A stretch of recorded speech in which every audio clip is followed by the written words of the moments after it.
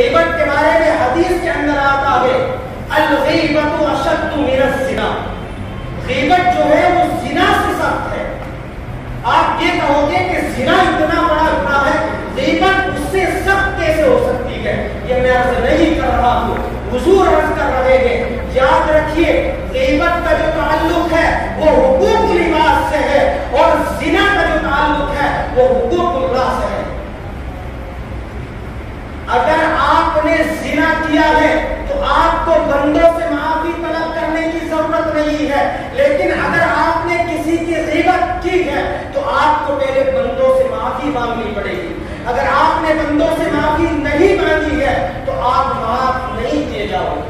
اللہ تبارک و تعالیٰ خود فرماتے ہیں میں اس کو معاف نہیں کروں گا، اس کو معاف وہ کرے گا کہ جس کی اس نے غیبت کی ہے۔ تو میرے باپ کو سمجھنا چاہیے کہ وہ چیز جو غیر رمضان میں بھی حرام ہے، ہم اس چیز کو رمضان کے اندر کریں۔